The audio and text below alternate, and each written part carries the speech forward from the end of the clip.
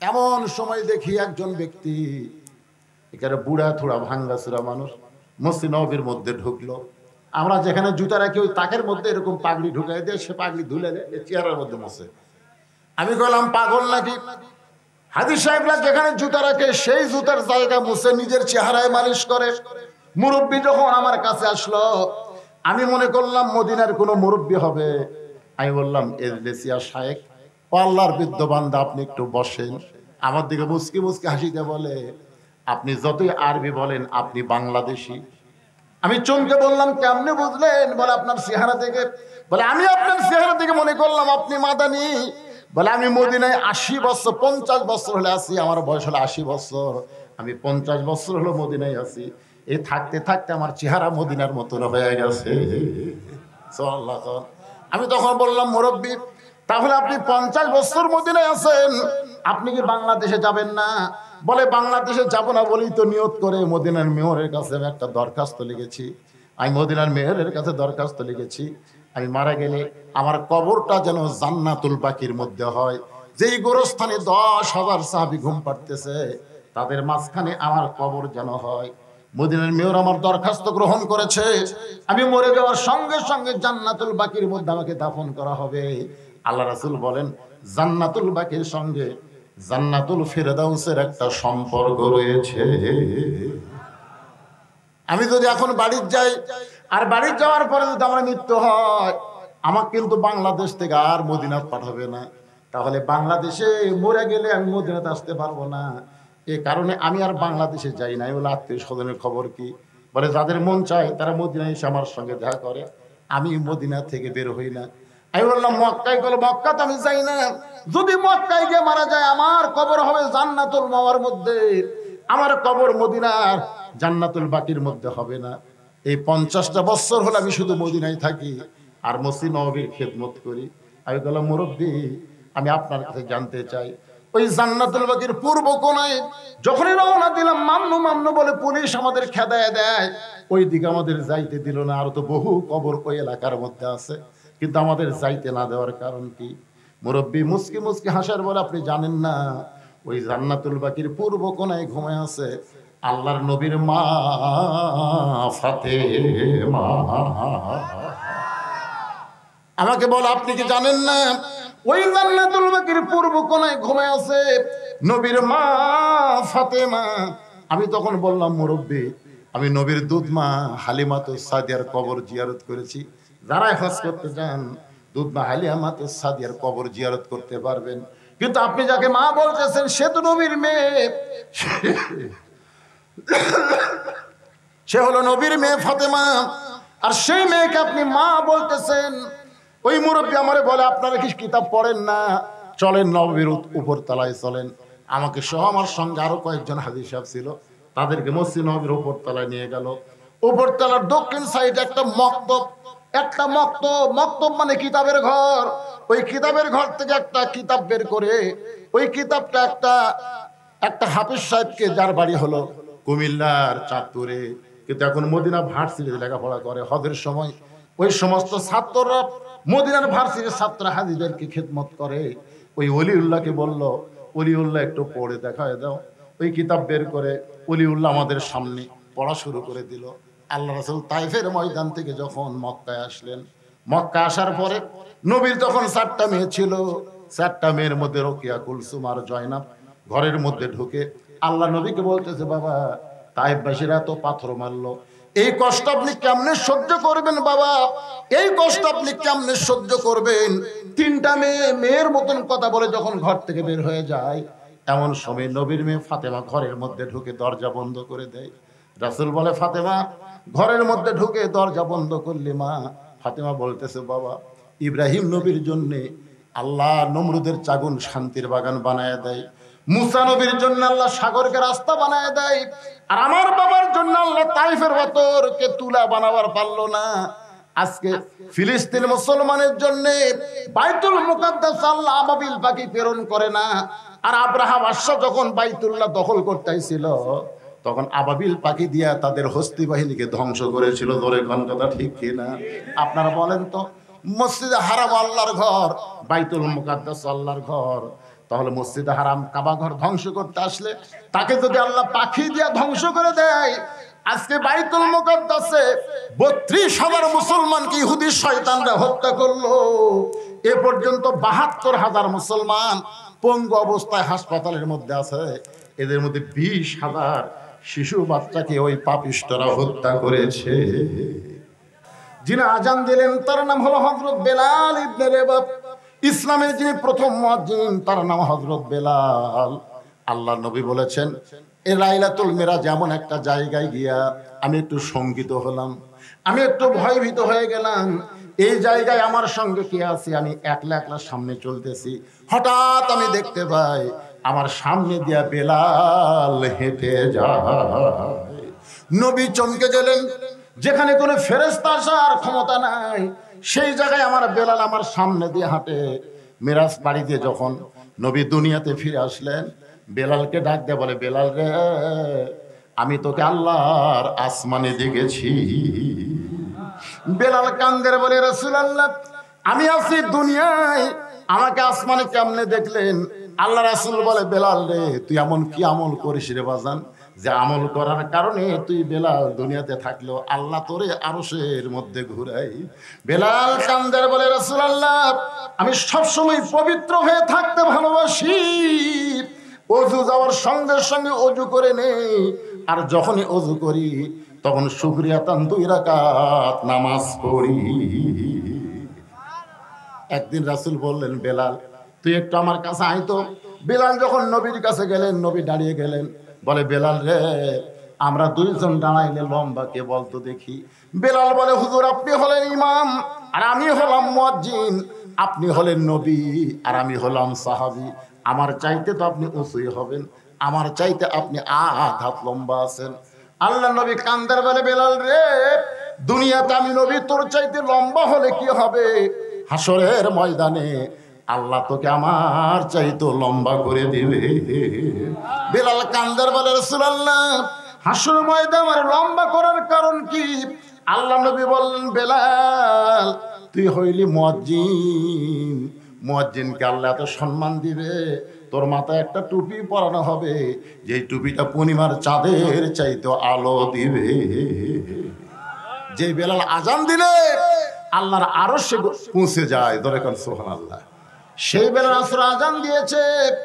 আজান দেওয়ার সঙ্গে সঙ্গে সাহাবীরা মসজিদের মধ্যে হাজির হয়ে গেল। মসজিদে হাজির হওয়ার পরে যখন জামাতের সময় হয়েছে, এমন সময় আল্লাহ রাসূল বেলালকে বললেন, তুমি আকামত দাও। হযরত বেলাল যখন আকামত শুরু করলেন, নবী তখন মেহরাবের মধ্যে ঢুকলেন। নবী যেই মসজিদে হাদিসটা বর্ণনা করতেছেন, সেই মসজিদের নাম হলো মসজিদে নববী। মসজিদ নববীতে কিন্তু মেহরাব আছে, কিন্তু মসজিদে কুবার মধ্যে মেহরাব নাই। যারা হজ করছেন, হজ তো করছেন, করেননি? আপনি করছেন, হজ করছেন কোনটা? ও মাশাআল্লাহ, যারা হজ করছেন তারাই 2 মসজিদ দেখছেন। মসজিদে কুবা হচ্ছে মদিনায় হিজরত করার পরে রাসূল প্রথম নির্মাণ করছেন। প্রথম যে মসজিদটা মদিনায় নির্মাণ করছেন সেই মসজিদের নাম কি? মসজিদে কুবা। সেই মসজিদে 2 রাকাত নামাজ যদি কেউ পড়ে, আল্লাহ এত খুশি হয় তার আমল নামায় একটা উমরা হজের সওয়াব দিয়ে দেয়। কিন্তু মসজিদে কুবার মধ্যে কিন্তু ইয়া নাই, মেহরাব নাই। আর মসজিদ নববীতে মেহরাব আছে। আপনাদের মসজিদে মেহরাব আছে না নাই? মেহরাব মানে বোঝেন তো, যে জায়গায় ইমাম ঢুকে নামাজ পড়ায়। ফতুয়ার কিতাবে আছে, ইমাম যখন মেহরাবের মধ্যে ঢুকবে তখন পুরা ঢোকা চলবে না, অন্তত পায়ের অর্ধেক মসজিদের মধ্যে রাখতে হবে। রাসূল বলেছেন, মেহরাব মসজিদের অংশ, তবে মসজিদ না। মেহরাব কিন্তু মসজিদের কি অংশ, তবে মসজিদ না। যেরকম আমার হাত দেহের অংশ, কিন্তু দেহ না। আমার কথা কি বুঝতেছেন? যতক্ষণ দেহের সাথে লাগে আছে ততক্ষণ কি দেহের অংশ। এখন আমার এই হাত কাটা যদি ওটি ফেলা দেওয়া যায়, কেউ কি বলবে ওটা বৈদেশিদের দেহ করে আছে? তো মেহরাব যতক্ষণ মসজিদের সঙ্গে লাইগা থাকবে ততক্ষণ মসজিদে থাকবে। এই যে ইমাম সাহেব যখন মেহরাবের মধ্যে ঢুকবে, পুরা ঢোকা চলবে না, অন্তত পায়ের আর্ধেক মেহরাবে রাখতে হবে। এই মেহরাবটা তৈরি করার পিছনে কারণ হলো, আল্লাহ রাসূল জোহরের নামাজ আদায় করে যখন বসলেন, এমন সময় নবীর উপর আল্লাহ তাআলা কোরআনে আয়াত নাযিল করলেন, ইয়া আইয়ুহান নাবিয়্যু হারজিল মুমিনিনা আলাল কিতাল। ওগো নবী, শুধু মুসলমানদের নিয়ে জামাতবদ্ধভাবে নামাজ পড়লে হবে না, শুধু জামাতে নামাজ পড়লে হবে না, শুধু জিকির করলে হবে না, শুধু রোজা করলে হবে না। এই মুসলমানদেরকে আপনাকে স্ট্যান্ডিং সৈন্য হিসাবে গড়ে তুলতে হবে। সৈন্য হিসাবে হারজিল মুমিনিনা আলাল কিতাল, জিহাদের ময়দানের, যুদ্ধের ময়দানে সৈন্য হিসাবে গড়ে তুলতে হবে। আপনারা কি আশ্চর্য হচ্ছেন? এটা কি আমার উপরে, রাসূলের উপরে নাযিল করে নাই? এটা বর্তমান বাংলাদেশের ওয়াজ না তো, এটা আল্লাহ রাসূলের সময় আল্লাহ তাআলা জানাই দিলেন। শুধু 5 ওয়াক্ত নামাজ জামাতে বললে হবে না, যারা জামাতবদ্ধ হয়ে নামাজ পড়তেছে তাদেরকে সৈন্য হিসেবে গড়ে তোলেন। কারণ আপনি মক্কা থেকে মদিনায় হিজরত করেছেন, মনে করেছেন মক্কার কাফেররা ভুলে গেছে। আপনি মনে করছেন যে আপনি মক্কা ছেড়ে দিয়ে মদিনা চলে আইছেন, মক্কার কাফেররা ভুলে গেছে। ভুলে যায় নাই, বরং আপনি যেখানে গেছেন ওরা সেখানে নজর রাখছে। আজকে পৃথিবীর কোন জায়গায় প্রকৃত মুসলমান আছে আপনারা বলেন তো? কাফেরদের নজর আছে না নাই? ভেজাল মুসলমান যেখানে আছে সেখানে কাফেরদের কোনো নজর নাই। বাংলাদেশ হলো ভেজাল মুসলমান। যেরকম কি মুসলমান, ভেজালের উপরে কোনো নজর নাই, নজর হচ্ছে আসলের উপরে। এখন গোটা পৃথিবীতে আসল মুসলমান দেশ কোনটা আলোচনা শুনলে বুঝতে পারবেন, বুঝলেন? আসলের উপরে নজর আছে, ভেজালের উপরে নাই। আমরা বাংলাদেশের মুসলমান, আসল মুসলমান কেমনে হব আজকে আলোচনার ভিতর দিয়ে আপনারা বুঝতে পারবেন। একটু মনোযোগ দিয়ে কথাগুলো শুনতে হবে ভাইজান। আল্লাহ রাসূল মেহরাবের মধ্যে ঢুকলেন। এই মেহরাবটা কি এটা বোঝানোর জন্য বলতেছি। আল্লাহ তাআলা আয়াত নাযিল করার পরে নবী বললেন আল্লাহ কি করব? বলে মক্কার কাফেররা যে কোনো সময় মদিনা আক্রমণ করতে পারে, আর মদিনা যখন আক্রমণ করবে তখন দোয়া দিয়া দরুদ দিয়া আপনি মদিনা রক্ষা করতে পারবেন না, কাফেরদের বিরুদ্ধে অস্ত্র ধরা লাগবে। দোয়া দিয়া দরুদ দিয়া বাংলাদেশ রক্ষা করা যাবে? এ কথা কর না কেন যাবে? জানলা বাংলাদেশে ভারত আগ্রাসী ভূমিকা চালাচ্ছে, যার কারণে বাংলাদেশের মেয়েরা নষ্ট হয়ে যাচ্ছে। আজকে মেয়েদের জন্য স্টার জলসা, জি বাংলা, ছেলেদের জন্য ফিনসিল, ইয়াবা, এগুলো সব আমাদের যুব শক্তি, নারী শক্তিকে নষ্ট করে দিচ্ছে। ধরে কোন কথা ঠিক কিনা? এই বলে যদি আমি দোয়া করি আর কান্দি, স্টার জলসা বন্ধ হবে? এ কথাখান বন্ধ হবে? আমি যতই দোয়া করি ইয়াবা থেকে, হিরোইন থেকে, ফেন্সিল থেকে আমাদের যুব শক্তিকে বাঁচাতে পারবো না। এইগুলো খারাপি থেকে বাঁচাইতে গেলে অন্যায়ের বিরুদ্ধে প্রতিবাদ করতে হবে। ধরে কোন কথা ঠিক কথা কন না কেন? আজকে প্রতিবাদ করবেন? হ্যাঁ, একটু মনোযোগ দেন। সঙ্গে সঙ্গে নবী সাহাবীদেরকে সৈন্য হিসেবে গড়ে তুললেন। আর এই সৈন্যরা যে জায়গায় অস্ত্র রাখতেন সে জায়গার নাম হলো মেহরাব। এখন আপনারা বলেন মেহরাব কি রাখার জায়গা? সবাই বলেন না কেন? আমরা রাখি বা না রাখি, মেহরাব কি রাখার জায়গা? বর্তমানে মেহরাবে কি আছে? আমাকে আপনাকে মসজিদের মেহরাবে কি আছে? কিছুই নাই। ইমাম সাহেব যুদ্ধের কথা বলবে, সুদের কথা কেবল কষে, বুঝলেন? মসজিদের কেশিয়ার আবার সুদ খায়। ইমাম কেবল সুদের বিরুদ্ধে কোরআনে আয়াত তেলাওয়াত করছে, আয়াত বুঝতে পারে। এই শালারা কিন্তু আয়াত বোঝে না। আপনি আয়াত দিয়ে যা কান করেন ওরা কিছুই বুঝছে না। কিন্তু যখনই আয়াতের বাংলা অর্থ দেওয়ার গেছে যে সুদের সবচাইতে বড় গুনাহ হচ্ছে আল্লাহর সঙ্গে যুদ্ধ করা, আর সবচাইতে নিম্ন গুনাহ হলো নিজের মায়ের সঙ্গে জিনা করা। আপনারা কিছুই মনে করলেন না। আর এই সুদের পাপের কথা বলতে গিয়ে রাসূল 3 বার মুখ ধরছেন। 3 বার এভাবে রাসূল মুখ ধরে। সাহাবীরা বলে হুজুর মুখ ধরেন কেন? বলে এতই শরম লাগতেছে, এই পাপের কথা কেমনে বলি। মানে সুদ খায় যারা, তাদের কি পাপ এইটা বলতে নবী শরম করতেছে। তো সাহাবীরা বললেন হুজুর আপনি না বললে আমরা বুঝবো কেমনে? রাসূল বললেন সুদের সবচেয়ে নিম্ন পাপ হলো নিজের মায়ের সাথে জিনা করা। আপনারা বলেন তো বাংলাদেশে কোনো পাগল মাকে বিয়ে করবে আর সে মায়ের সঙ্গে জিনা করা? ইমাম সাহেব কেবল ওয়াজ করছে, কেশিয়ার নামাজ শেষ করে বলতেছে গাট্টি গুটি যা আছে বাঁধেন, আপনাকে আর লাগবে না। আমার অপরাধ কি? বলে আমি মেয়ে সুদ খাই আর আমার বিরুদ্ধে ওয়াজ করিস। এখন সুদের বিরুদ্ধে, ঘুষের বিরুদ্ধে এগুলো বললেই তো ইমামের চাকরি থাকবে না, ধরে কোন কথা ঠিক কিনা?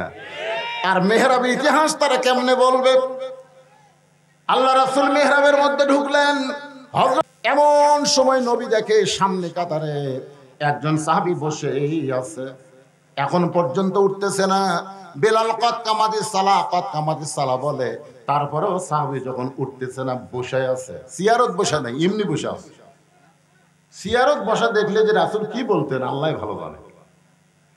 শুধু বসে আছে। আল্লাহ নবী বললেন, রে সাহাবী, হযরত বেলাল আকামত দিয়েছে, কদ কামাতিস সালাহ বলেছে, এরপরেও তুমি বসে আছো। কুমুলিল্লাহি কানিতিন, আল্লাহর জন্য আনুগত্য নিয়ে দাঁড়িয়ে যাও।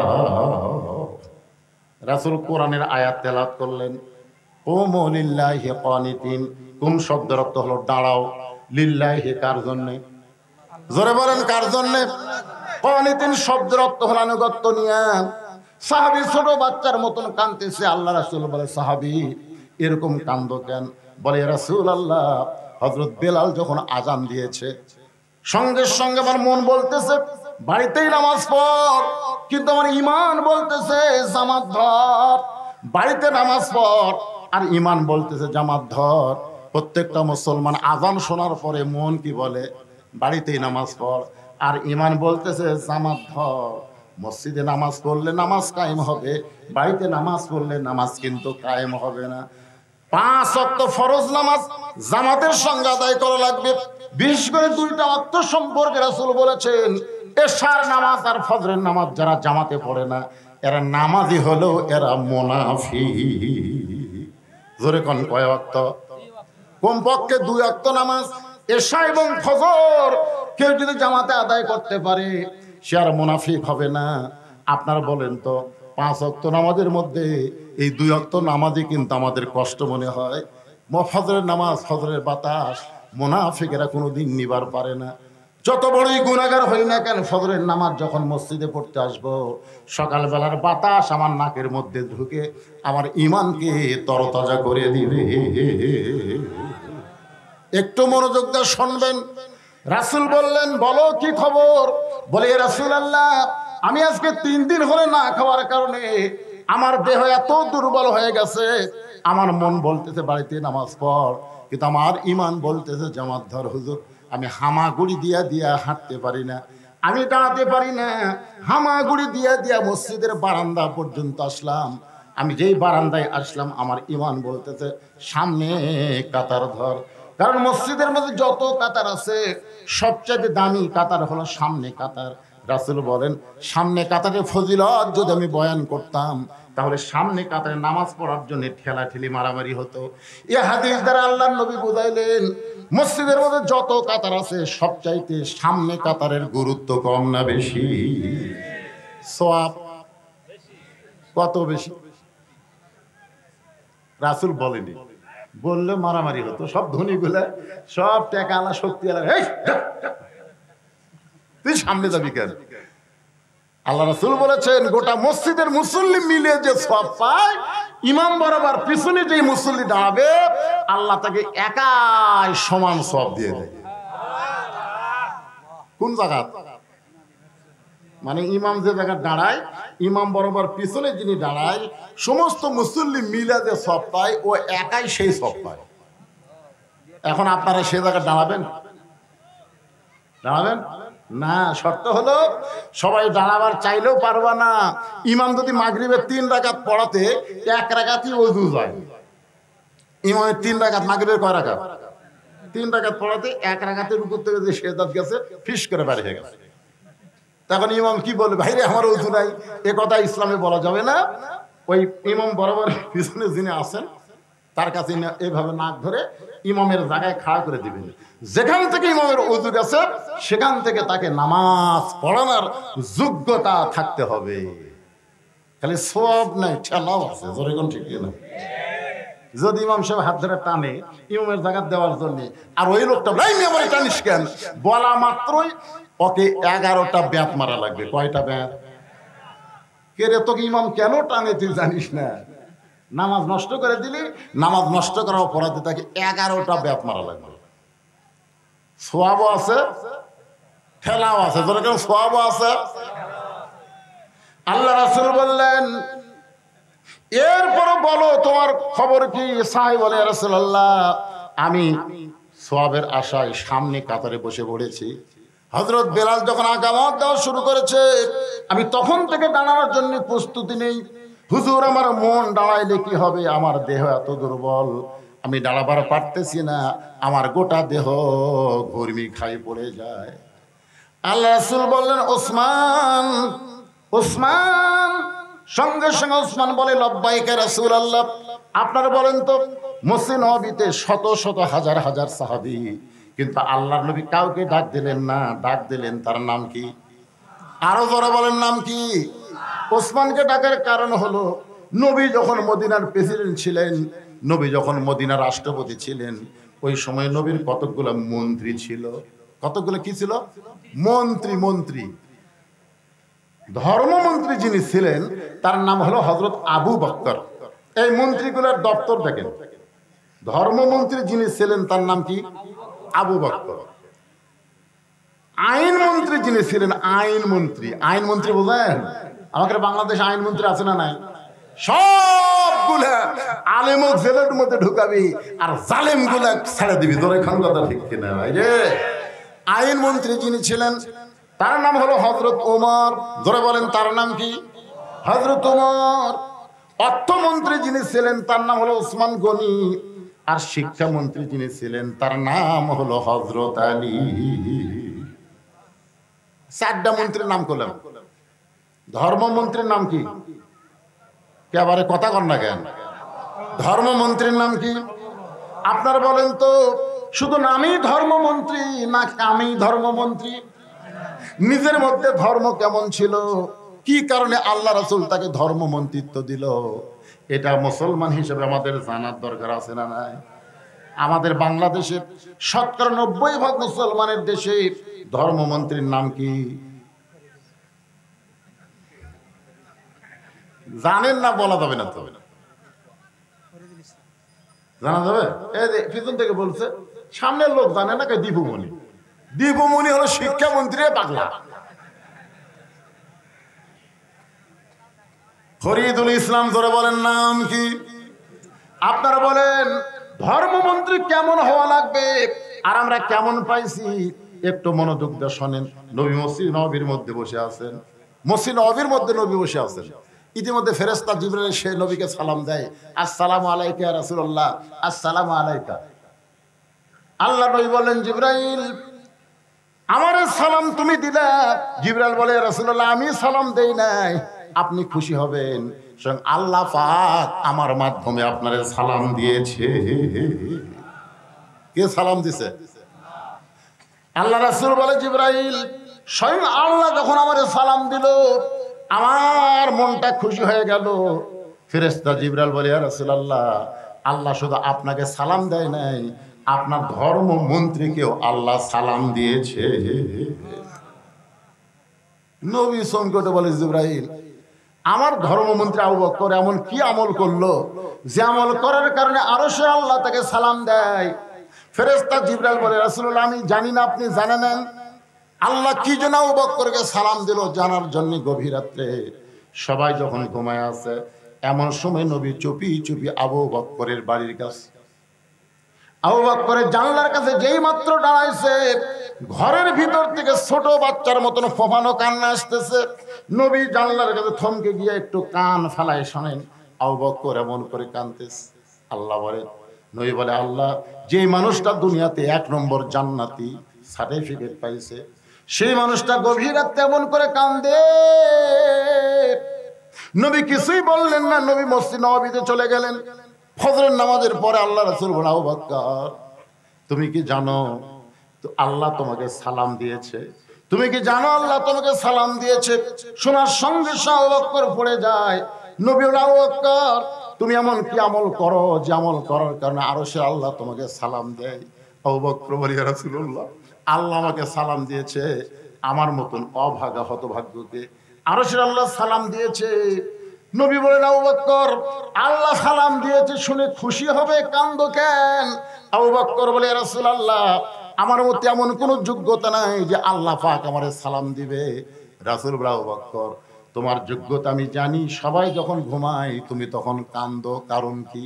আবু বকর বলে রাসূলুল্লাহ আমার কান্দার কারণ হলো হাসরের ময়দানে আল্লাহ যদি বলে আজকে সবাই জান্নাতে যাবে, শুধু একজন ব্যক্তি জাহান্নামে যাবে, আমার এত ভয় ওই একজন ব্যক্তি যদি আবু বকর হয়।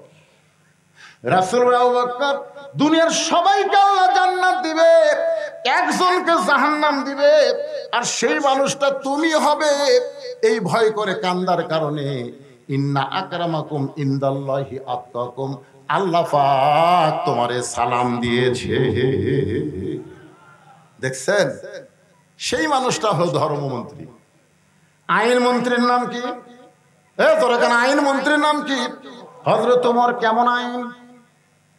বাংলাদেশের মতন ৯৬টা দেশের খলিফা, আমাদের বাংলাদেশের প্রধানমন্ত্রী একটা দেশ, আর এই দেশের মতন ৯৬টা দেশের খলিফা হচ্ছেন হযরত ওমর। সুবহানাল্লাহ। জুমার দিনে মসজিদে খুতবা দিচ্ছেন, সাহাবীরা পাগলের মতন ওমর ফারুকের খুতবা শুনতেছেন। মাঝখান থেকে এক মুসল্লি দাঁড়িয়ে বলতেছে, আমিরুল মুমিনিন আপনার খুতবা আমরা শুনবো না। সবাই কিন্তু শুনতেছে, কিন্তু ওই সাহাবী দাঁড়িয়ে বলতেছে আপনার খুতবা শুনবো না। ওমর ফারুক খুতবা ব্রেক করে দিলেন। অর্ধ পৃথিবীর খলিফা বলতে পারেন তুই শুনবি না, তুই বের হয়ে যা, জোরে কোন কথা ঠিক কিনা? কিন্তু তিনি খুতবা ব্রেক করে দিলেন। তিনি তাকে প্রশ্ন করলেন, ভাই আমার খুতবা বক্তব্য না শোনার কারণ কি? বলে আপনি আমাদেরকে খাটো পাঞ্জাবি দিয়া আপনি লম্বা জুব্বা পরে খুতবা দিচ্ছেন, যতক্ষণ পর্যন্ত আপনার লম্বা জুব্বার কাহিনী না বলবেন ততক্ষণ আপনার খুতবা শুনবো না। ওমরের চোখটা দরদর করে পানি পড়তেছে। সমস্ত সাহাবীরা পাগলের মতন ওমরের দিকে তাকায় আছে। ওমর কোনো কথা বলতেছে না। এমন সময় ৬ লক্ষ হাদিসের হাফেজ তার সন্তান আব্দুল্লাহ ইবনে ওমর বাবার পাশে দাঁড়িয়ে গেলেন। নবীর সাহাবীরা রে, তোমরা খাটো পাঞ্জাবি হলেও তো নতুন পোশাক পরে নামাজ পড়তে আইছো, আমার পরের দিকে তাকায় দেখো, আমার পরে নতুন কোনো কাপড় নাই। ওসমান গনি বলে, আব্দুল্লাহ আজকে জুমার দিনে সবাই নতুন কাপড় পরছে, তুমি কেন পুরাতন কাপড় পরে আইছো? আব্দুল্লাহ বলতেছে, আমি যদি নতুন কাপড় পরতাম তাহলে আমার বাবার লম্বা জুব্বা হইতো না। দুনিয়ার সবাই যখন ঘুমায় গেছে, এমন সময় আমার বাবা চুপি চুপি আমার ঘরের দরজায়, দুনিয়ার সবাই ঘুমাইছে, কেউ চেতন নাই, এমন সময় আব্দুল্লাহ ইবনে ওমর বলতেছে, আমার বাবা আমার ঘরের দরজায় আমাকে আব্দুল্লাহ আব্দুল্লাহ বলে ডাকতেছে। আমি দরজা খুলে দেখি বাবার হাতে একটা পাঞ্জাবি। আমি খুশি হয়ে বললাম, বাবা বাইতুল মাল থেকে আমার একটা পাঞ্জাবি দিছে, আর একটা গভীর রাত্রে আপনি দিবার আইছেন। খলিফার বেটা হওয়ার কারণে আমার 2টা পাঞ্জাবি হবে। জোরে কোন কয়টা? মেম্বরের বেটা, চেয়ারম্যানের বেটা, বাংলাদেশের মতন ৯৬টা দেশের খলিফার সন্তান বলতেছে, খলিফার ছেলে হওয়ার কারণে আমার 2টা জামা হবে, একটা বাইতুল মাল থেকে দিছে, আর একটা গভীর রাত্রে আপনি দিবার আইছেন। সঙ্গে সঙ্গে ওমর ফারুক কোরআনের আয়াত তেলাওয়াত করলেন। আইন মন্ত্রীর মুখে তেলাওয়াত শোনেন, ইন্নাল্লাহা ইয়ামুরুকুম আন তুআদ্দুল আমানাতি ইলা আহলিহা ওয়া ইযা হাকামতুম বাইনান নাস আন তাহকুম বিল আদল।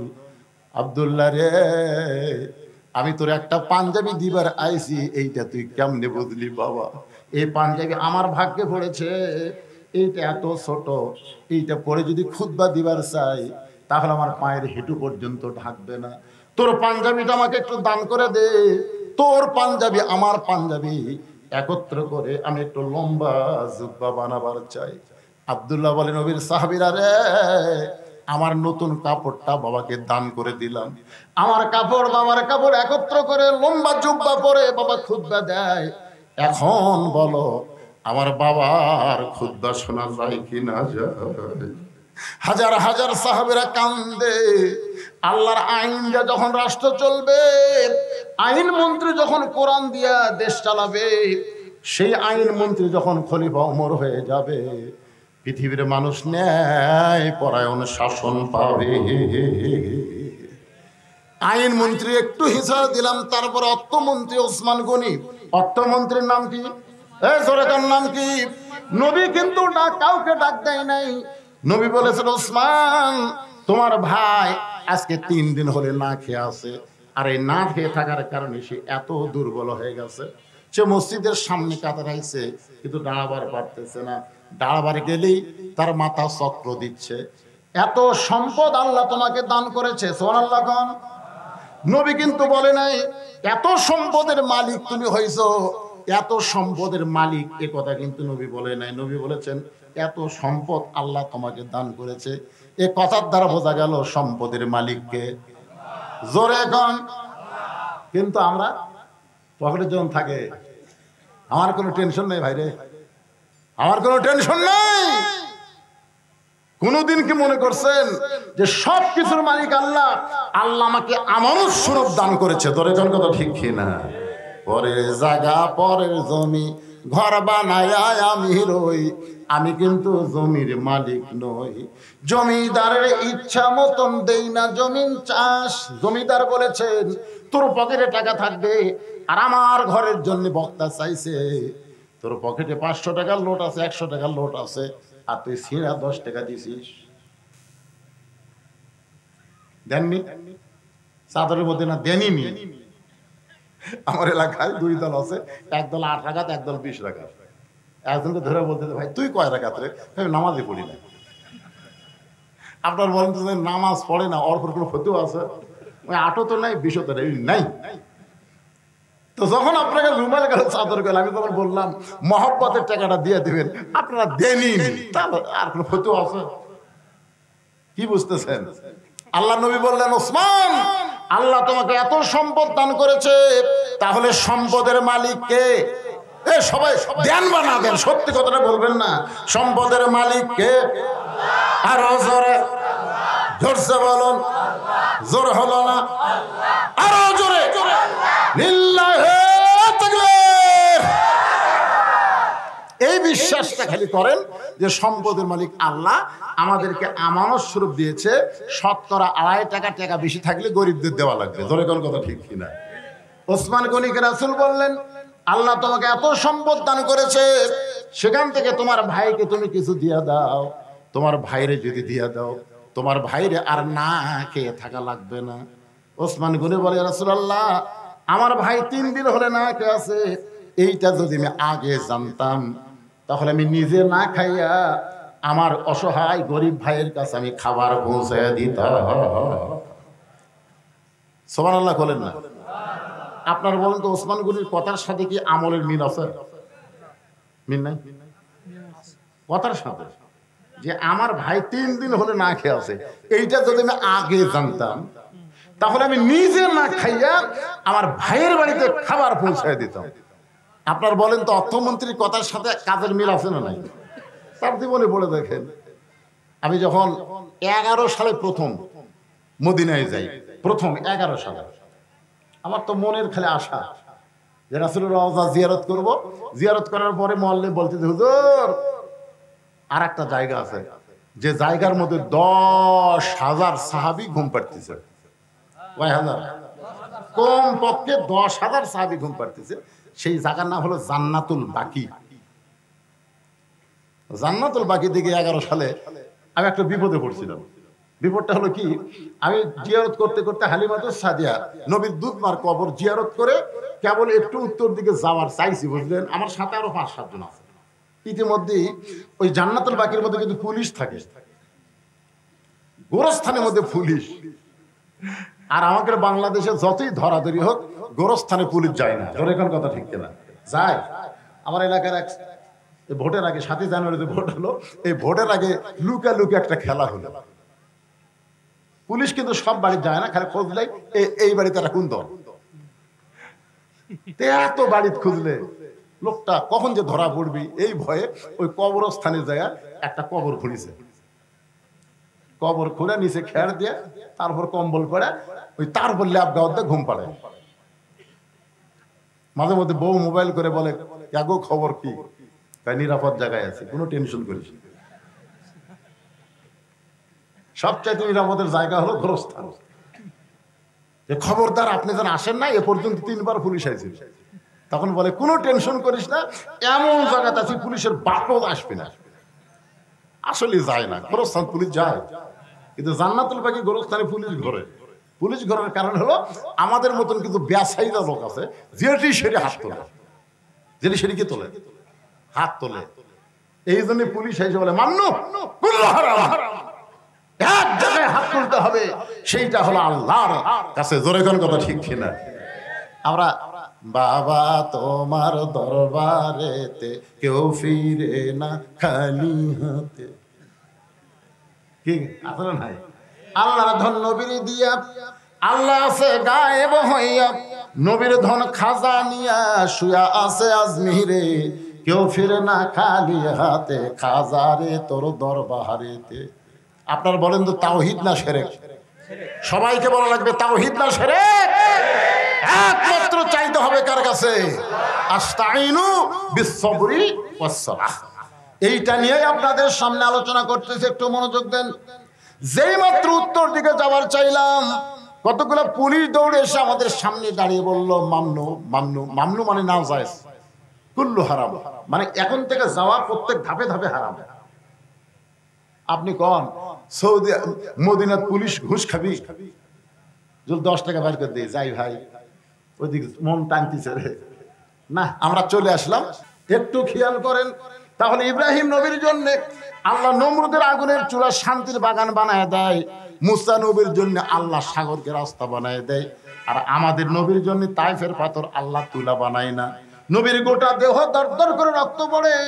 ফাতেমা বলতেছে বাবা আপনি বড় না ইব্রাহিম বড় না মুসা বড়? সঙ্গে সঙ্গে নবী বলেন ফাতেমা তুমি কি আল্লাহর কোরআন পড়েন? আল্লাহ কোরআনে বলেছেন ওরা ফায়না লাকা যিকরাক, আল্লাহর পরে সবচাইতে যিনি দামি তিনি হলেন আমাদের নবী। আপনাদের কি মনে হয় ইব্রাহিম বড় মুসা বড়? তাহলে ইব্রাহিমের জন্য নমরুদের আগুন শান্তির বাগান হয়, মুসা নবীর জন্য আল্লাহ সাগর রাস্তা বানায় দেয়, আর আমার নবীকে তাইফবাসীরা পাথর মারে, ওই পাথর গায়ে লেগে রক্ত ঝরঝর করে পড়ে। কারণ কি? হ্যাঁ, কারণ হলো আমাদের নবী সবসময় দোয়া করতেন, আল্লাহ আমার কারণে আমার উম্মতকে কষ্ট দেওয়ার কারণে তুমি গোটা জাতিকে ধ্বংস করো না, বরং তাদেরকে হেদায়েত দেওয়ার দোয়া কামনা করতেছি। জোরে কোন সুবহানাল্লাহ। আল্লাহ পারে না ইহুদিকে ধ্বংস করতে? জোরে কোন পারে কি? কথা কোন পারে কি পারে না? আল্লাহর নবী দোয়া করেছেন তায়েফবাসীর জন্য, নবীর দোয়া কিয়ামত পর্যন্ত আল্লাহ কবুল করে। আল্লাহ ঘোষণা করেছেন ওমা আরসালনাকা ইল্লা রাহমাতাল লিল আলামিন।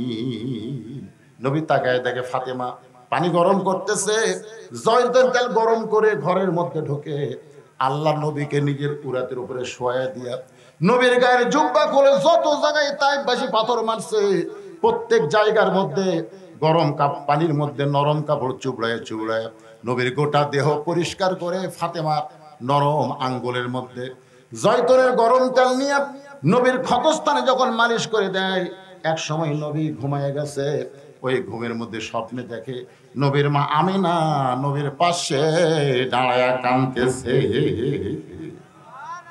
আমিনা যখন কান্দে নবীর স্বপ্নকে বাস্তব মনে করে মা বলে হাতটা চাইপা ধরে, ঘুমটা ভেঙে যায় ফাতেমার চুমুতে। ফাতেমা যখন চুমু খায় ওই ফাতেমার চোখের পানি নবীর চোখের মধ্যে ঢুকে যায়। নবী ডাকতে বলে ফাতেমা কান্দিস কেন? ফাতেমা বলে বাবা আপনি মনে হয় স্বপ্ন দেখছেন, বাবা আমাকে মা বলে হাতটা ধরছেন, এখনো পর্যন্ত হাতটা ছাড়েন নাই। মুরব্বী বলে হুজুর এখন আপনি বলেন, নবী যদি ফাতেমাকে স্বপ্নে মা বলে সে আর মেয়ে থাকে না, সে হলো নবীর মা। ধরে কারণ সুবহানাল্লাহ। ওই এলাকার মধ্যে কাউকে যাইতে দেয় না। আমি 50 বছর হলে মদিনায় আছি, আমি দেখেছি কোন পুরুষ মানুষকে ওই জানে না, কারণ নবীর মেয়ে ফাতেমা হলো পর্দানিশী। আল্লাহ তার পর্দাকে এমন কবুল করেছে, দুনিয়া থেকে বিদায় নেওয়ার পরে কিয়ামত পর্যন্ত তার পর্দা বহাল রয়েছে। সুবহানাল্লাহ বলেন দেন। আমি যেটা আপনাদের বুঝাইতে চাই, ওই জান্নাতুল বাকিতে ঢুকতেই যে কবরটা পড়ে, এখানে হাজী সাহেব আছে, সবাই দেখতে পায় জান্নাতুল বাকি ঢুকতেই সামনে যে কবর পড়ে, ওই কবরটাই হলো ওসমান গনির কবর। আপনার বলেন তো ওসমান গনিকে কিভাবে হত্যা করা হলো আপনারা জানেন? এ কথা কর না, জানা লাগবে ভাই রে। 4 জন খলিফার মধ্যে শুধু শুধু একজন, শুধু কয়জন? একজন স্বাভাবিকভাবে দুনিয়া থেকে বিদায় নিয়েছে, তার নাম হলো আবু বকর। তার নাম কি? ওমর ফারুককে কিন্তু নামাজ পড়া অবস্থায় পিছন দিক থেকে মারছে। ওমর ফারুক এক সময় দেখলো যে তার নামাজ শেষ করার মতন শারীরিক শক্তি নাই, তখন তার পিছনে যে সাহাবী ছিল তাকে টান দিয়ে দাঁড় করায় দিয়ে তিনি ওখানে কাতে পড়ে গেলেন। নামাজ শেষ করার পরে দেখলেন তার দেহ থেকে সব রক্ত ঝরে যাচ্ছে। তাকে কে মারছে ওটাও জানার পরেও তিনি নাম বলেন নাই, কারণ তিনি হত্যা হওয়ার আগেই যদি জনগণ তাকে হত্যা করে, এই কারণে ওমর ফারুক তার নাম বলেন নাই। আপনার বলেন তো ওসমান গনিকে কি করা হয়েছে? কথা কয় না, হত্যা করা হয়েছে। হযরত আলী হত্যা করা হয়েছে। এখন বলেন, একজন স্বাভাবিক চলে গেলেন আবু বকর, আর 3 জন খলিফাকে কারা হত্যা করলো? কে হত্যা করছে? কাফেরেরা। আজকে কোরআনের মাহফিল বন্ধ করে কারা? হিন্দুরা, খ্রিস্টানেরা না মুসলমানেরা? এ কথা কন না কেন?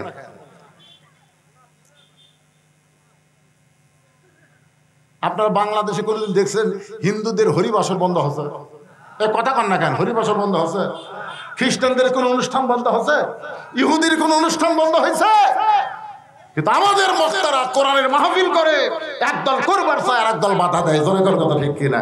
এই যে শালারা বাধা দেয়, এরাই হযরত ওমর ওসমান আলীকে হত্যা করেছে। জোরে করে কথা ঠিক, এরা কিন্তু মুসলমান না। আল্লাহ কোরআনে বলেছেন, ওয়ামিনান নাসি মান ইয়াকুলু আমান্না বিল্লাহি ওয়া বিল ইয়াউমিল আখিরি ওয়া মা হুম বিমুমিনিন। আল্লাহু আকবার। আপনারা কি বিরক্ত হচ্ছেন? আমার কথাকে বুঝবার পারতেছেন?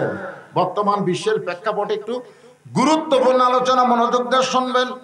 সব কথা আসবে আস্তাইনু বিস-সাবরি ওয়াস-সালাত ইন্নাল্লাহা মা'আস-সাবিরিন। এখন যে কবরটা সবার সামনে পড়ে সেই কবরটা হলো ওসমান গনির কবর। নবীর 4 জন খলিফার মধ্যে 4 জন গুরুত্বপূর্ণ সাহাবীর মধ্যে 2টা আছে নবীর সাথে, 2 জন আছে নবীর সাথে। নবীর পাশে কয়জন? তার নাম কি? আবু বকর আর উমর। আবু বকর কথা কয় না। আবু বকর আর উমর রবি দাফন হওয়ার পরে রওজার মধ্যে আবু বকর আয়েশাকে বলেছিল, মা তোমার ঘরের মধ্যে আল্লাহর নবী, আমি একটু নবীর সঙ্গে থাকতে চাই। আয়েশা বলে, বাবা আপনি হিজরতে নবীর সঙ্গে ছিলেন, গারে সুরের মধ্যে নবীর সঙ্গে ছিলেন, আপনি চলে যাওয়ার পর নবীর সঙ্গে থাকবেন, আমার কোনো আপত্তি নাই। কারণ মেয়ের ঘরের মধ্যে বাবা আর স্বামী ঘুম পাড়তেছে। সুবহানাল্লাহ। উমর ফারুক যখন আহত হলেন মসজিদের মধ্যে, তখন আব্দুল্লাহ ইবনে উমরকে বললেন, আব্দুল্লাহ রে, আমি তো যে কোনো মুহূর্তে দুনিয়া থেকে বিদায় নিব, মা বাবা একটু মা আয়েশার কাছে বল, আমি একটু নবীর পাশে থাকতে চাই। আব্দুল্লাহ এসে মা আয়েশাকে বললেন, মা আল্লাহ নবীর পাশে আপনার বাবা ঘুমায় আছে, আমার বাবা একটু ঘুমাবার চায়। আয়েশা বললেন, না, আমার বাবার পাশে আমি থাকতে চাই। স্বামী বাবার কাছে থাকতে কোনো অসুবিধা? জোরে কোনো অসুবিধা? কিন্তু ওই জায়গায় যদি ওমরকে রাখা হয় তাহলে আমি আয়েশার থাকতে পারবো না। আমি থাকবো কোন জায়গায়? আমি সারা জীবন নিয়ত করেছি আমার স্বামীর পাশে থাকবো, কিন্তু আমার বাবার অনুরোধকে আমি ফেলতে পারি নাই। এখন বাবা স্বামী তার পাশে আমি থাকতে ইসলামেও কোনো নিষেধ নাই। দেখেন দুনিয়া থেকে বিদায় নেওয়ার পরেও তারা খেয়াল করে। আব্দুল্লাহ বলতেছে, আমার বাবার বোনের বড় সাথ, নবীর পাশে একটু থাকতে চাই। আয়েশা বলতেছে, আমি অনুমতি দিবার পারলাম না। ওমর ফারুক কাছে আব্দুল্লাহকে বললেন, বাবা মা আয়েশার কাছে যখন আপনার থাকার কথা বললাম, মা আয়েশা অনুমতি দিল না। ওমর ফারুক বলতে, তাহলে আমি মরে যাওয়ার পর পৃথিবীর যেখানে পারিস আমাকে কবর দে, আমার কোনো আপত্তি নাই। ওমর ফারুক যখন দুনিয়া থেকে বিদায় নিলেন, এমন সময় আয়েশা বুঝতে পারলেন আল্লাহর নবী মাঝে মধ্যে বলতেন, আমার পরে কেউ যদি নবী হতো লাউ কানা ওমর, আল্লাহ ওমরকে নবী বানাই নাই, নবী হওয়ার সব যোগ্যতা ওমরকে দান করেছে। আয়েশা খুবই কাঁদলেন। ওমর ফারুকের দেহের পাশে, লাশের পাশে গিয়ে কাঁদলেন। যে মানুষটা ইসলামের জন্য এত ত্যাগ স্বীকার করেছে, যেই মানুষটা ইসলামকে অর্ধ পৃথিবী পর্যন্ত বিস্তৃত করেছে, সেই মানুষটা আমার বাবার কাছে থাকবে, আমার স্বামীর কাছে থাকবে, আমি আপত্তি করি না, দরকার আমি থাকবো বাহিরে, আমি ওমরকে থাকতে জায়গা দিবার চাই। দরকার সুবহানাল্লাহ। ডান পাশে আবু বকর, বাম পাশে ওমর, মাঝখানে আল্লাহর নবী। একটু খেয়াল করবেন, আল্লাহর বান্দার একজন ওসমান গনি জান্নাতুল বাকিতে, আর একজন হযরত আলী কিন্তু মদিনায় নাই, তার কবরটা হলো ইরাকে। আমার কথা কি বুঝতে পারলেন? আগে ছিল দামেশ, বর্তমান ইরাক হয়ে গেছে। এখন ওসমান গনির কবরের পাশে আমি দাঁড়ালাম, হাজী সাহেবও দাঁড়াইছে। যারা দাঁড়াইছে তারাই বুঝতে পারে, দাঁড়ানো মাত্র তারা দেহ থরথর করে কম্পন শুরু হয়ে যায়। ওসমান গনির কবরে ছোট্ট একটা পাথরে খোদাই করে লেখা আছে ওসমান গনি। এই গনি মানে হলো ধনী। আল্লাহ কোরআন কারিমে বলেছেন আল্লাহ গানিয়ুন ওয়া আনতুমুল ফুকারা, আমি আল্লাহ হচ্ছে ধনী, বাদ বাকি সবাই ফকির। রাসূল বলেছেন ইল্লা ওসমানু গানিয়ুন, দুনিয়াতে একজন ধনী আছে, তার নাম হলো ওসমান। সমস্ত সাহাবের বলে ইয়া রাসূলুল্লাহ, ওসমান কেমনে ধনী হলো? রাসূল বলেন তাহলে শোনো। একদিন আমি নবী বসে আছি, এমন সময় একজন সাহাবী এসে আমাকে বলে ইয়া রাসূলুল্লাহ, আজকে কয়েকদিন হলে খাই নাই, যদি পারেন আল্লাহর রাস্তায় আমাকে একটু সহযোগিতা করেন। সঙ্গে সঙ্গে নবী এইভাবে দুব্বা তুলে দেখালেন। সাহাবী তাকায় দেখে নবী ক্ষুধার জ্বালায় পেটে পাথর বাঁধে বসে আছে।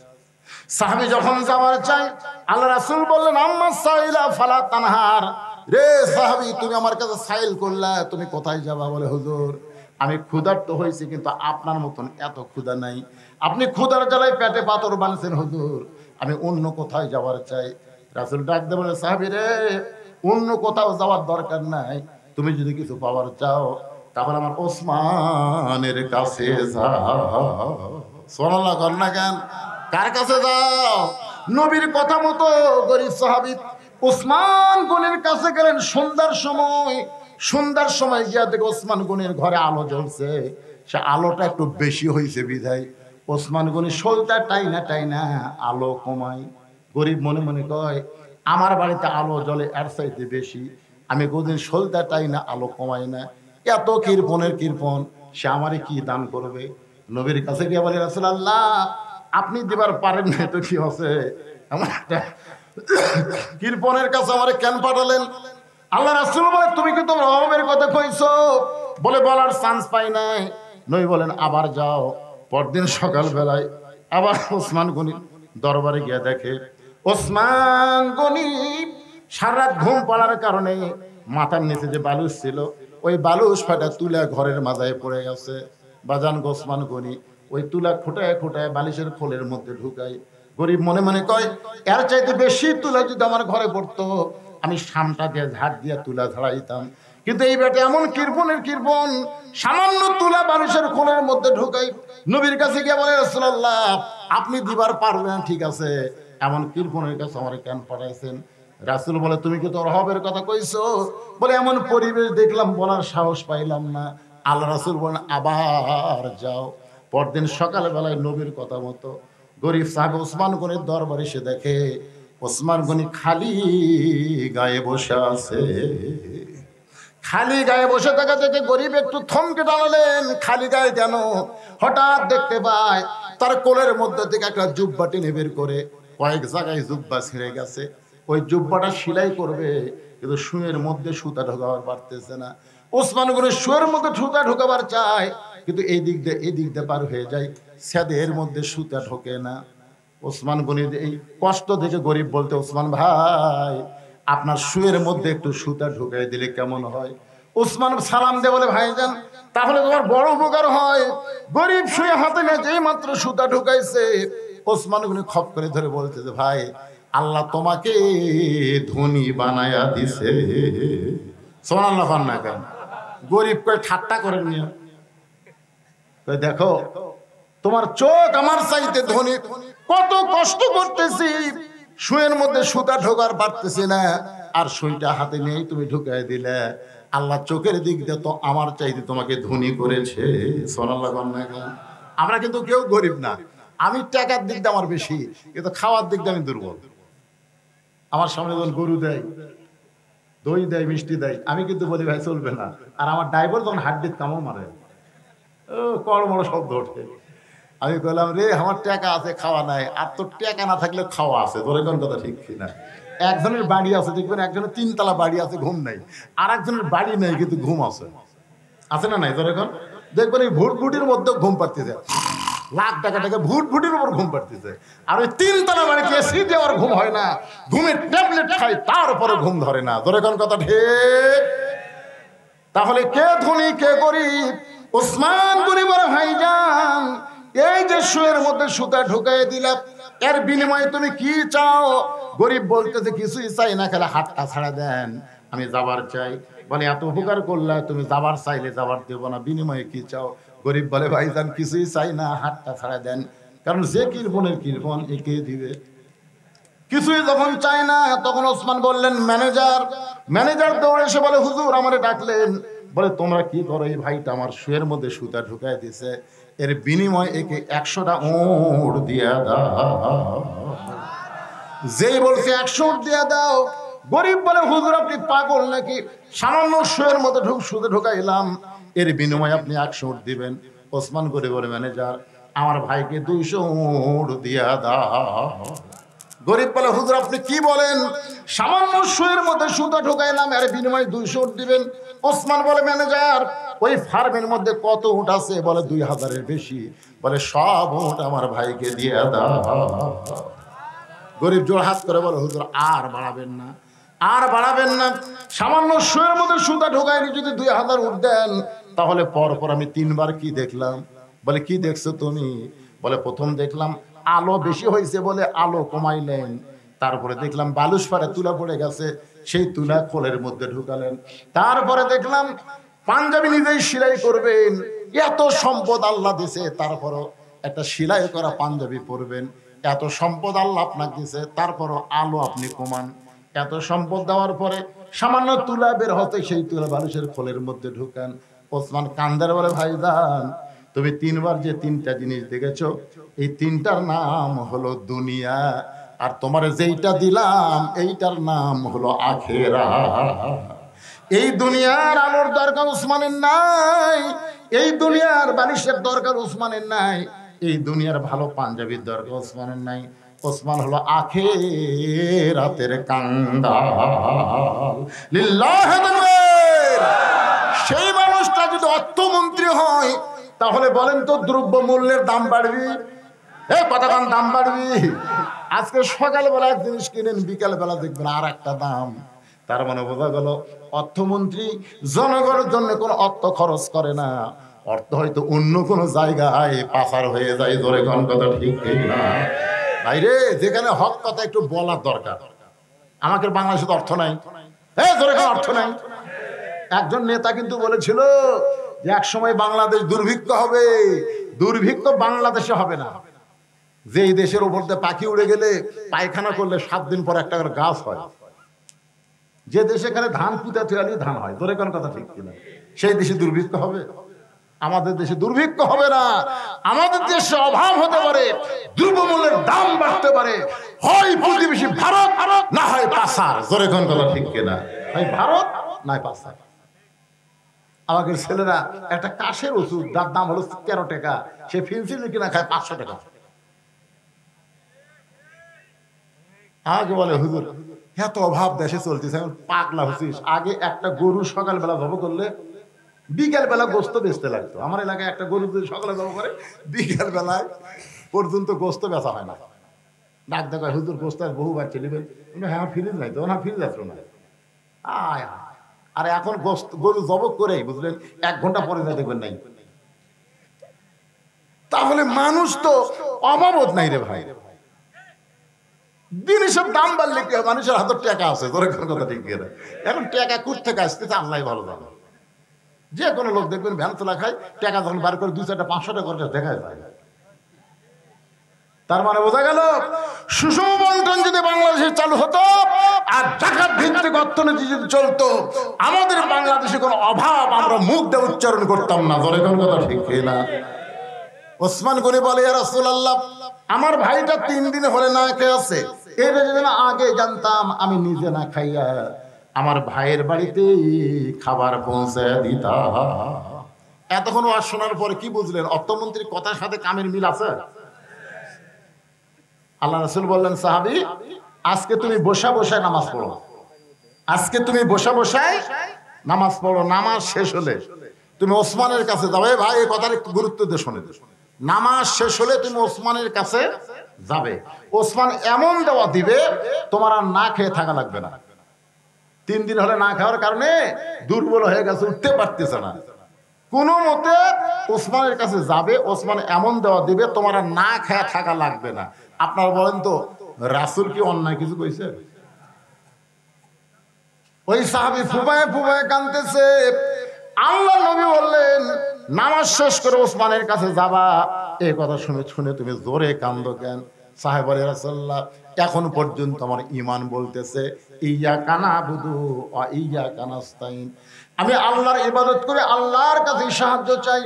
ওগো আল্লাহর নবী, আমি না খেয়ে থাকাকে ধৈর্য মনে করে আল্লাহর কাছে পাবো, এই বিশ্বাস যখন আমার কলিজার মধ্যে আছে, যতদিন বিশ্বাস থাকবে কলিজায়, আমি না খেয়ে খেয়ে মারা যাব, কিন্তু আমার আল্লাহকে বাদ দিয়া আমি ওসমানের কাছে যাব না। আপনারা বুঝবার পারলেন না? বুঝবার পারলে সুবহানাল্লাহ সবার মধ্যে বাড়াতো। কি বলছে কোন? কয়দিন হল না খেয়ে আছে? আরো 10 দিন যদি না খেয়ে থাকি আমার ধৈর্য ফুরাইনি। এখন আমার অন্তরে ধৈর্য আছে। চাইতেই যদি হয়, পাইতেই যদি হয়, ইয়্যাকা না'বুদু ওয়া ইয়্যাকা নাস্তাইন, আমি যার ইবাদত করি তার কাছেই চাই, সে আল্লাহ দিবার পারে। এই বিশ্বাস যতক্ষণ আমার থাকবে ততক্ষণ আল্লাহ বাদ দিয়ে আমি ওসমানের কাছে যাব না। সঙ্গে সঙ্গে নবী বললেন আজকে আসরের নামাজ দেরিতে হবে। কি হবে? এই বলে আল্লাহর নবী ওই দুর্বল সাহাবীর দিকে যখন পা বাড়ালেন, মেহরাব থেকে দুর্বল সাহাবীর দিকে নবী যখন পা বাড়ালেন, এমন সময় হযরত ওমর আল্লাহর নবীর সামনে বসে বললেন, ইয়া রাসূলুল্লাহ, আপনার জুতার পরশে আল্লাহর আরো ধন্য হয়। হুজুর, আপনার জুতার পরশে আল্লাহর আরো ধন্য হয়। আপনি দুর্বল সাহাবীর কাছে যাবেন কেন?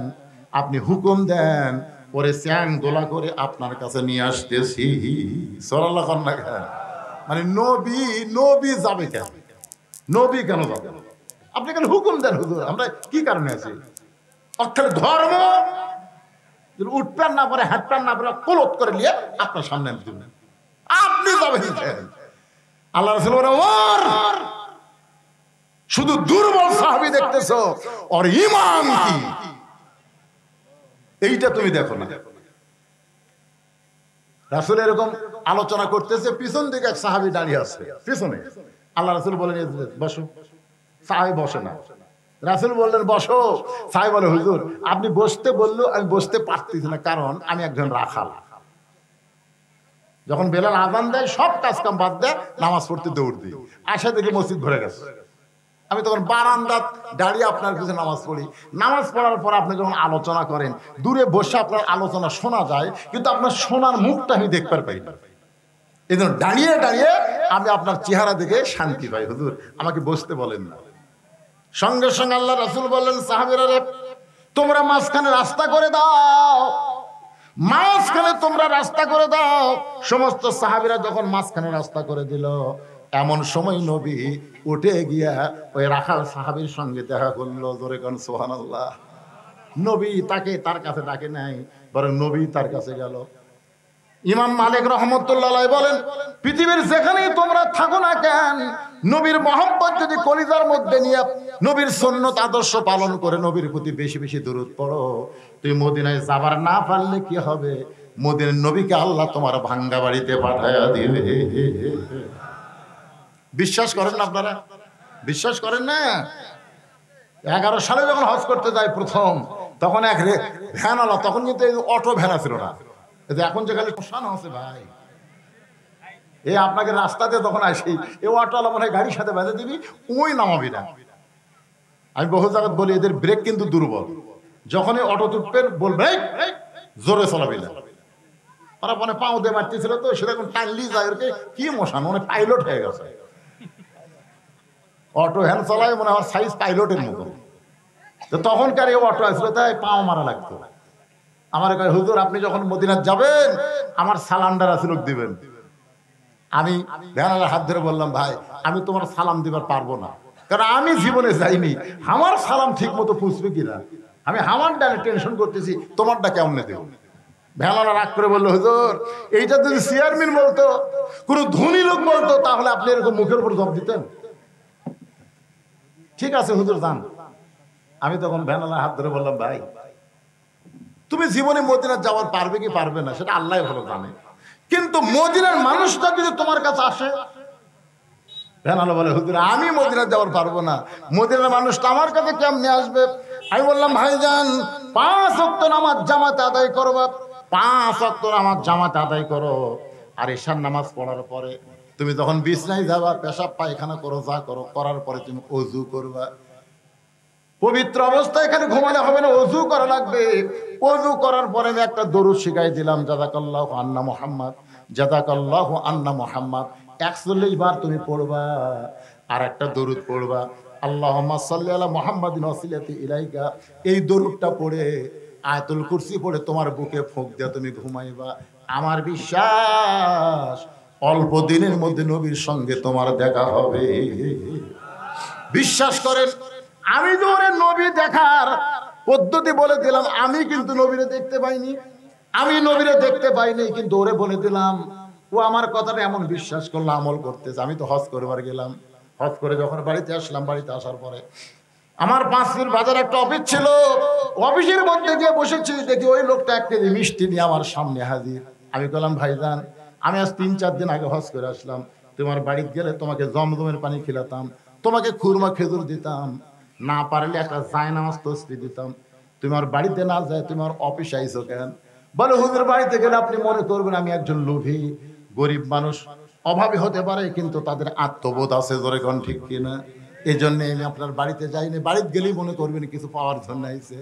আমি বললাম, ভাইজান 1 কেজি মিষ্টি কেন? বলে, মিষ্টি আনার কারণ হলো হুজুর আপনি একটু ওঠেন। আমি যেই মাত্র উঠলাম, আমাকে বুকের মধ্যে নিয়ে বলে, হুজুর গো, এ পর্যন্ত আপনি হজে যাওয়ার পর এ পর্যন্ত 3 বার আমি নবীর সঙ্গে দেখা হয়েছে। আমি লোকটাকে বুকের মধ্যে নিয়ে বললাম, ভাই রে, আমার টাকা থাকার কারণে আমি মদিনায় গেছি, নবীর রওজায় সালাম দিছি, আমার সালাম নবী উত্তর দিল কেন আমি শুনতে পাই নাই। আর নবীর মহব্বতের আমল করার, দরুদের আমল করার কারণে নবীর সঙ্গে 3 বার তোমার দেখা হয়েছে। নবী যদি রাখালের কাছে যাইতে পারে, ইমাম মালিক বলেন নবীর সুন্নাত আদর্শ আমল করো, নবীর দাড়িটা তোমার চেহারার মধ্যে রেখে দাও। যুবকেরা শোনো, নবীর সুন্নতের মধ্যে যত সুন্নত আছে, সবচেয়ে দামি সুন্নত হলো দাড়ি রাখা। ধরে কোন কি রাখা, কথা কন না। একজন মেয়ে আমাকে বলছে, হুজুর আমার স্বামী তো খুবই সুন্দর, আমি যখন বাইরে যাই রাস্তার মেয়েরা খালি আমার স্বামীর দিকে টক লাগে তাকা থাকে, হুজুর আমার স্বামীর দিকে অন্য মেয়েরা দেখবে, আমার ভালো লাগে না। তো এমন কোনো দোয়া আছে যেটা আমল করলে মেয়েরা আমার স্বামীর দিকে তাকাবে না? আমি তখন বললাম, মা তোমার স্বামীকে চাচা বানাও। যে চাচার কথা কইছি বুঝবার পরে, হুজুর আপনি একটা আলেম মানুষ হয়ে স্বামীর চাচার কথা বল। আরে পাগলি, তোমাকে চাচা কবার করছি, তোমাকে চাচা বানাবার করছি। আমি নিয়ম শিখে দিলাম, ওই নিয়মে স্বামীকে পাও ধরে হোক, হাত ধরে হোক দাড়ি রাখাইছে। এখন দাড়ি 4 আঙ্গুল লম্বা হয়ে গেছে। ও এখন স্বামী নিয়ে যখন রাস্তায় যায়, একটা মেয়ে মানুষ ওর স্বামীর দিকে তাকায়। 2-1 বলে, চাচা কেমন আছেন? তখন মেয়ে কয়, আলহামদুলিল্লাহ। মেয়েরা যদি আমার স্বামী চাচা কয়, তাহলে আর শয়তানও আছে দিবার পারবি না। ধরে কথা কন না গায়। আমার মায়েরা যারা পর্দার অন্তর আছেন, যদি পর নারী থেকে আপনার স্বামীকে বাঁচাবার চান, তাহলে স্বামীকে চাচা বানান। ধরে কোন কি বানান? অনেক ছেলেরা কয়, হুজুর আমি তো দাড়ি রাখবারই চাই, কিন্তু আমার বউ কে রে, বউ পর্দার মধ্যে থেকে গেলে খিলখিল করে হাসতেছে। হুজুর তোর যে আমি কথা কইছে, আমি মা বন্ধুর বলবো, মা সর্বনাশ করেন না। নবীর সুন্নত দাড়ি যখন মুখে থাকবে, ওই লোকটা কোনো মেয়ের দিকে তাকাবারও পারবে না। যখনই তাকাবার যাবে, তখন তার ইমান বলবে, তোর মুখে দাড়ি আছে, তুই নিজের বউরে দেখ, পরের বউরে দেখিস না। ধরে কার কথা ঠিক কিনা? নবীর সুন্নত টুপি মাথায় দিবেন।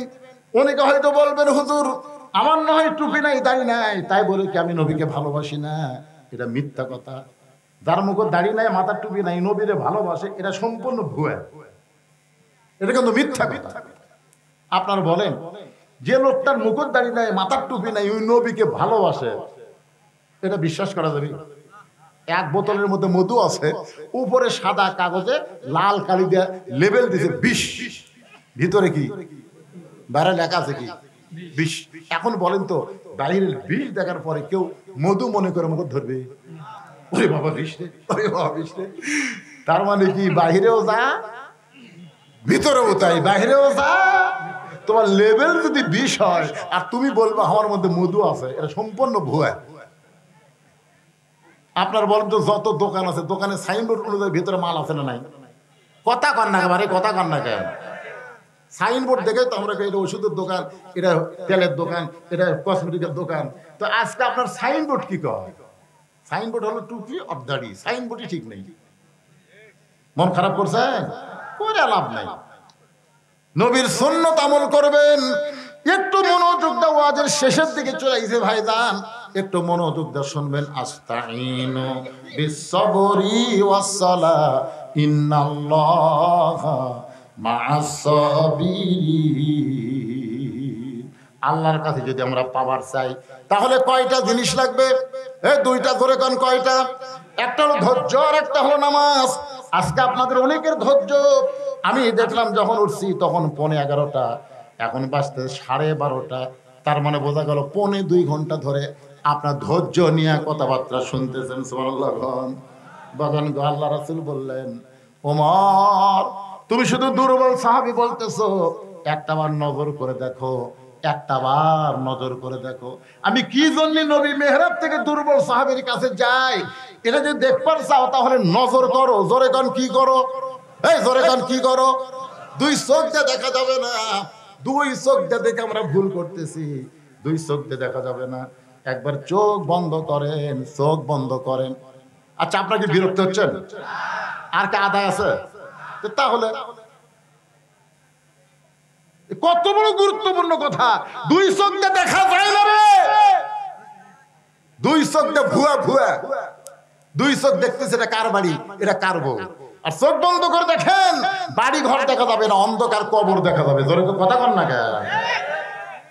হুজুর এটা আমার বাসা, হুজুর এটা আমার বাসা। আমি শুধু বলছি ভাই এই বাড়ি বানাতে কত টাকা লাগছে? আমার কয় আপনি মূর্খ নাকি, এটা বাড়ি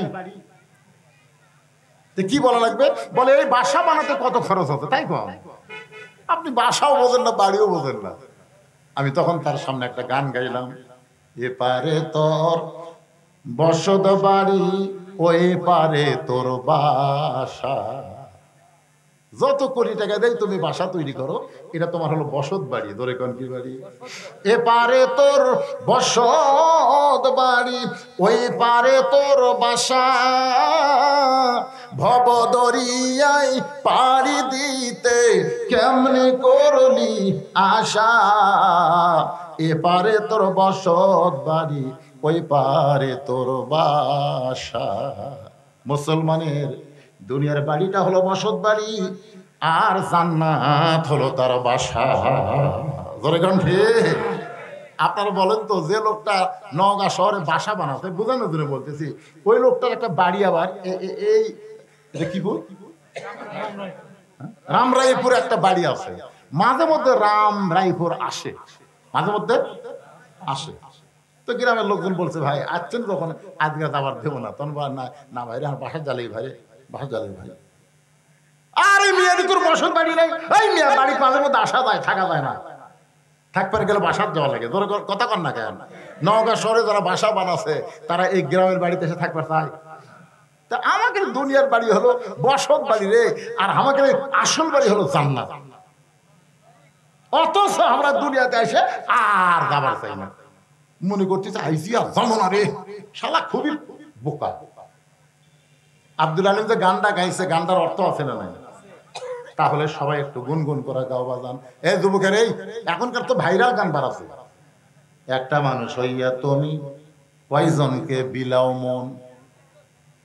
হেরে যুবকেরা শোনোনি? মুখে তোমার ভালোবাসা অন্তরটা কয়লার মতন, এরকম ভাইরাল গান না। এই গানটা হলো সারঞ্জীব গান, সব সময় গানটা চলবে।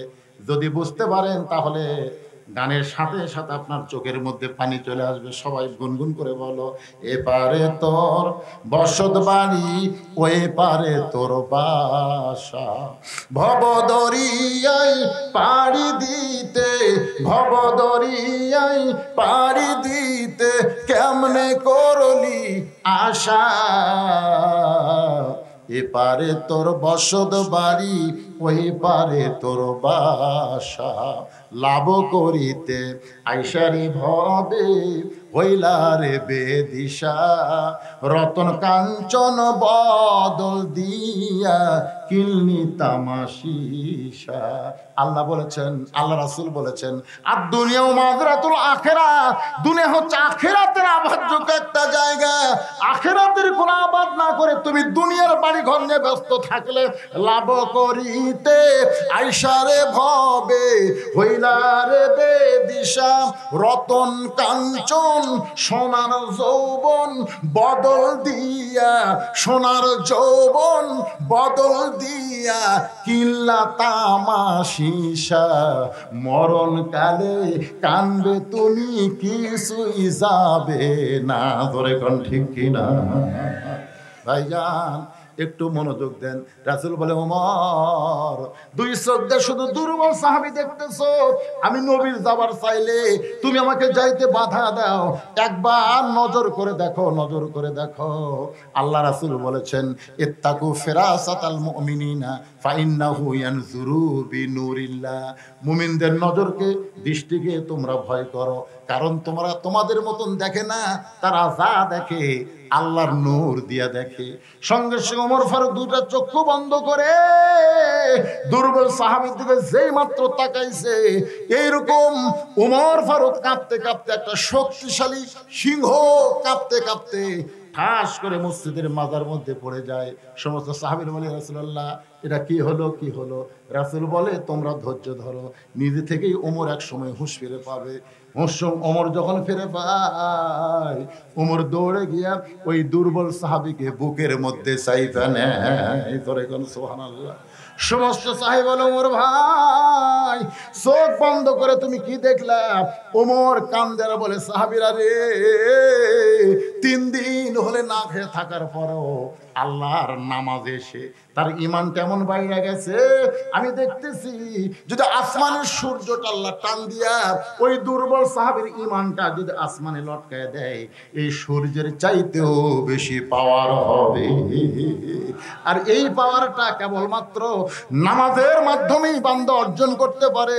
নামাজ এমন একটা ইবাদত, যে ইবাদত ওয়াসজুদ ওয়াক্তারিব, একমাত্র সেজদা আপনাকে আল্লাহর নৈকট্য হাসিল করতে পারে। যেরকম ঠিক কিনা? আল্লাহ পাক আমাদের সবাইকে তৌফিক দান করুক। সকলে বলেন আল্লাহুম্মা আমিন।